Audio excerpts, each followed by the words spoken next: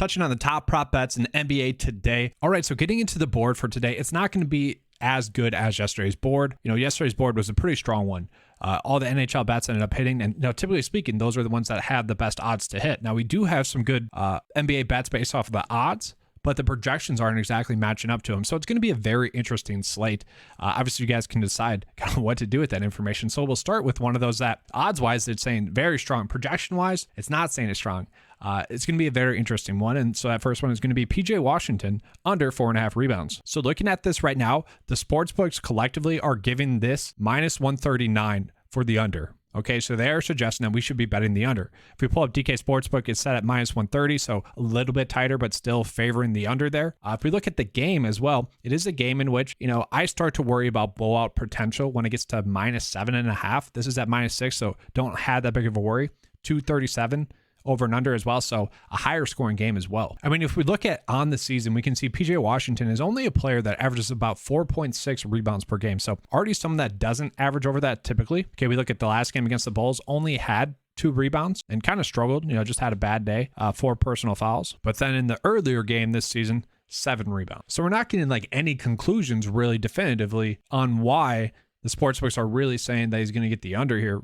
More or less, I think it's because he had the over the last 2 games, so they're going to favorite that to, regress down back to his average. So that's a good bet, but it's also one that doesn't match up. I want whatever the under number is, whatever the prop line is, 4.5. I want that to match up with the projections as well. And so why am I still giving you guys these bets if, the projections are saying that we probably shouldn't be making them? Well, because more times than not, the sportsbooks are just going to be right. There is something to trying to game the game, though, with the projections. So I just want to give you guys the information as to why we are getting those numbers. Typically speaking, we do want to be betting on the number. In this situation and in the PJ Washington situation, maybe not. So I just want to give you guys that information. So one that we're looking at would be Spencer Dinwiddie under 5.5 assists. And this is basically the exact same bet as PJ Washington there. Minus 139 collectively across the board, across the sports books to hit the under. The issue with it is I have him projected at 6.1 assists. So slightly over that, not a big margin there. And if we pull up DK Sportsbook, they had this number set at minus 135, so a little bit more appealing there. And then looking at the game as well, it is a tighter scoring game, so don't have to worry about the blowout risk. And with Christian Wood still out, Dinwiddie is someone that does see an increase in usage. He is someone that averages 5.3 on the season, assists on the season. And with Christian Wood out, only averages 5 assists per 36. So all the signs are pointing to him being able to get the under here. So it does make sense why this one is kind of pulling that way. The last game against the Pelicans, only 4 assists. And then the previous game as well, 5 assists. So we can see it's all kind of favoring the under here. Now, why might he get the over? Well, he might just get more minutes than 36 minutes, okay? And so that'd be the biggest worry is him getting, 38 minutes, 39 minutes. And so that'd be the biggest reason why a bet like this doesn't hit, why the under doesn't hit like this. So I found this one pretty interesting, okay? JVal under 14.5 points. And it's not as strong collectively, but there is an edge there projection-wise. The projections are saying he's not going to get over these points. So this is one of those situations in which the projections match and also the over and unders match as well. Collectively, it's about minus 130 across the board. So not as strong there. And if we look at DK Sportsbook, they're saying it's a little bit closer as well at minus 125 for the under here. So definitely not a lock and load because of that, but it is one in which he hasn't been getting that many minutes lately. So this is very much going to be a bet based off of the minutes again. So right now at a projection of 24.5 minutes, which you can see lately hasn't really been getting that. So that's what his projected minutes are at. He is still favored to get the under points. Okay. On the season, he is someone that averages 28 minutes. Okay. So if he gets 28 minutes or so, 25 minutes or so, sure, probably going to be able to get the over. And we can see on the season, while getting 28 minutes, he does average 14.5 points. Against Dallas the last time out, and this isn't encouraging either, 25 points. But he did have 30 minutes in that game. Then against Dallas earlier on this season, 13 points on just 22 minutes, okay? And so what's the biggest difference in those 2 games? Well, I would say it'd be Brandon Ingram being back, okay? We see a little bit of a line change, and we definitely see a change in usage. So that's where all signs are pointing to JVal under being a pretty strong bet today. So the best bet that we're going to get today, and you guys are going to be like, what? It's all red. Is going to be Luka over 7.5 assists. So collectively, the sportsbooks are giving this a minus 140 to get the over here. Okay. He's projected to get 8.9. Okay. And the season, he averages 8.3. Okay. So those numbers are all good. And so I think that's kind of why we are getting such a strong number for Luka here for a guy that hasn't hit the over now in 5 straight games. It's because on the season, he does average that. And it's just kind of natural positive regression. He should be able to get the over, just given the fact that he hasn't done that the last few games. But, we should dive into this a little bit more. Okay, so DK Sportsbook, a little bit tighter at minus 135 for the over, but they are still favoring the over there, which is, minus 135. Those are some of the best odds that we're going to get. And like I said, collectively across the boards, they're saying it's going to be minus 140. Now, if we look at it a little bit deeper, I feel like we can see why. Okay, against Detroit, 5 assists, one shot. Okay, and just had an awesome night scoring the basketball. Against Washington, 6 assists. Once again, really had an awesome night shooting, had a lot of rebound. Go back against the Clippers, only 4. Against Miami, only 7. Prior to that, though, he was on a big run where 8, 10, 13, only 7, 10, 3, 8, 9, 13, 10, 9, 10, 10.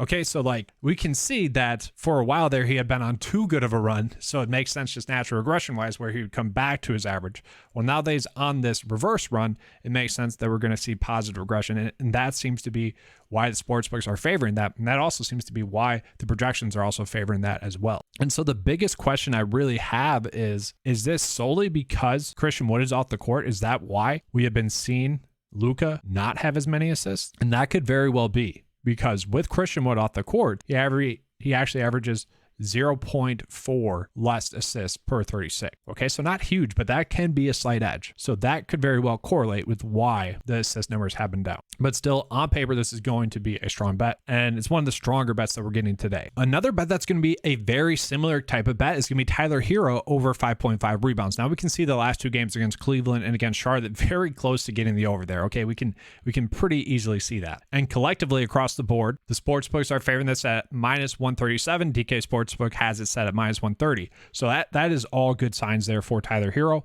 On the season, he averages 5.8 rebounds, so slightly over that number. Not huge, but good enough. And then he's projected to get 6.3. And so let's pull up the game just to make sure it's not going to blow out. No, that is projected to be a close game, lower scoring game. Okay, Miami, that pace of play, strong defensive team, so it makes sense. And if we pull up the game log, we can kind of see it's very close to 5. So if the line was at 5, I'd feel much better about it, potentially being a push.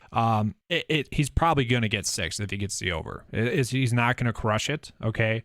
I would say it's literally going to be 5 or 6. And then one in which you guys will like, because we have seen 4 of the last 5 games, he's been over 3.5 rebounds, would be Quentin Grimes over 3.5 rebounds. So in that same game, we are seeing that Grimes has a number of minus 130 to get over 3.5 rebounds. And he is someone that really just with an increase in minutes has been able to get that over there. So my biggest worry would be a change in the rotation to which, maybe Grimes doesn't get that run. And obviously with a player like Grimes, I would say minutes are never guaranteed, but he has been seeing a ton of minutes lately. And so that does, make me pretty encouraged. So it's really a bet on the minutes. We can see when the minutes are there, consistently getting over 3.5 rebounds. Okay. And so it's really these games in which he doesn't get a lot of run, and kind of makes obvious sense that he's not getting that over. This feels like one of those bets that if we make it time in and time again, it's going to be a beneficial bet. And while I was recording this, because I had it recorded a little bit later today, we are getting some fantasy score bets. Okay, so I actually don't mind Bam at over 39.5 fantasy points going against New York. That should be a decent bet. Obviously, New York is going to be a favorable matchup. The issue with him is that, against Charlotte, which was a good matchup, didn't get the over there. So slight worry there, but should be able to get the over in this favorable matchup. Mason Plumlee fantasy score, I don't mind. Last time out against Chicago really went off. With LaMelo Ball there, he does see an increase in production. So it is Thursday morning before the golfers are going to be teeing off. And typically speaking, we get some pretty good prop bets to go along with our NBA bets or NHL bet. Well, this week we can see they are very much limiting the greens and regulations props and the fairways hit props. Okay. In prior weeks, we had, triple this. And part of the reason is because the tournament is played at AT&T Pebble Beach. It's a Pro-Am event. Aaron Rodgers is in it. Josh Allen's in it. Typically speaking, it's a harder to predict week because of that. Playing with celebrities. Pro golfers are playing with celebrities. And it is a 3-course rotation. And so with these props, they're sticking to the primary course, which is Pebble Beach. So that's why we are getting a reduced number. But looking at it, pulling up the 9-5 prop board here for golf, we do have a couple of bets that are hammer bets. And I don't know, I'm kind of weary about them because I feel like the course is going to play a little bit easier today, but there is chance of wins coming in later on in the day. And personally, I really like Russell Knox as a play this week, so that is what worries me a little bit. But just looking at it, Russell Knox is projected to get 9.89 fairways hit, and the line is set at 11.5. So that's a pretty big edge that we're getting there. The tournament average is about 9.8 fairways hit, and the player average is about 8.3. So we can see all the reasons as to why that's going to be a pretty good prop. It's round one. I typically like to see how the tournament's playing first. And then Bill Haas, a little bit tighter, a little bit closer. And it's not that hard to hit 10 fairways. Okay. That's the worry. But apparently it is for Bill Haas, who's only hit 6.3 on average. Okay. Projected to get 8.7. So not as big. And then just looking at the best birdie or better matchup that we're going to get, it's going to be EVR, Eric Van Rooyen over Peter Malnati. Okay, so Peter Malnati averages 3.57. Okay, that's what this is. And then EVR averages 4.73. So that's where that edge is coming in from. And then we do have some decent ones with the greens and regulations as well. These are shorter courses, so in theory, hitting the green should be easier. But they are the smallest greens on the PGA Tour as well. So if it does get windy as well, it's going to be a scenario in which the greens are going to be very hard to hit. So I don't mind the idea of betting the under for someone like Tom Hoge, maybe Scott Stallings, but he's a little bit longer of a hitter. So thus you're going to be closer to green. It should be easier to hit the green, but still 13.5 is a lot. So you could do that as well. And so if we're looking at today's bets, I don't mind the idea of doing under fairways hit for Russell Knox. 11.5 is a lot for him. And I don't mind the idea of doing under greens and regulation for Tom Hoge. I don't feel great about it, especially given the fact that the edge was saying it's very tight, but it does kind of match up. And I guess this was a waste of breath because he's about to tee off in 17 minutes. So I apologize there. Luka over 7.5 assists. That should be one that hits. And then Quentin Grimes over 3.5 rebounds. Once again, really just need to make sure that those minutes are there. We can't really predict that, but they should stay there. And so this is what it's looking like for today's bets.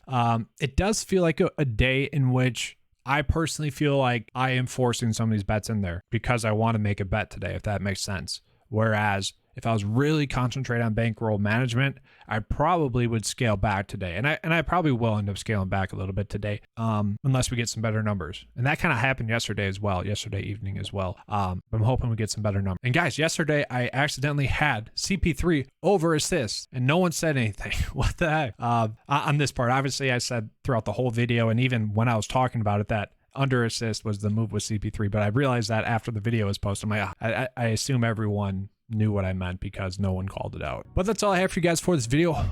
Good luck today. Hopefully it is a good day. Let's have a good slate. And as always, guys, let's keep cashing.